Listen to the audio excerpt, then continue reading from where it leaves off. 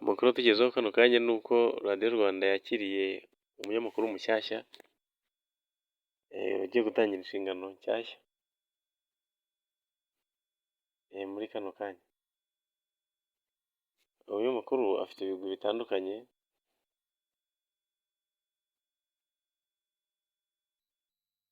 yamenyekanye cyane kuri televiziyo na radiyo ya TV1. Kuri iki gitangazamakuru yahamaze imyaka isaga 7, nyuma yaje gukomereza muri Royal FM. Burya abanyamakuru b'abahanga ntibatinda ahantu, yahamaze igihe gito cyane, aho yakomereje muri RBA, Rwanda Broadcasting Agency, aho agiye kujya akorana na Aime Bote Mushashi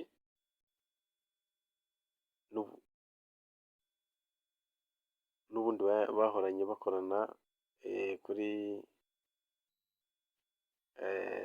TV1 na Radio 1 bya KNC. Sindi butindire umunyamakuru yitwa amazina ye yitwa Nisingize Alain Jean Baptiste, uzwi nka Mutegetsi.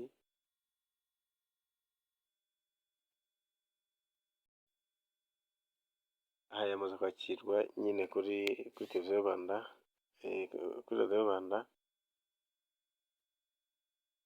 aho tugiye kujya tumukurikira kuri radiyo Rwanda twese. Ndasaba rero umuntu wese ko yamwishimira no kumuha ikaze. Abenshi bamumenyereye kuri icyo gitangazamakuru cya Radio 1 na TV1. Yari inkuru itugezeho kano kanya nyine, amafoto muraza kugenda muyabona, ariko abenshi mwari musanzwe mumuzi. Ubu agiye kujya akora ibiganiro bitandukanye kuri RBA na Radio Rwanda. Ndabashimiye cyane kuba munkurikiye, ntimugende mudakanze subscribe. Amakuru yose agezweho muzajya muhita muyagezwaho ya buri munsi. Mugire umwaka mushya muhire.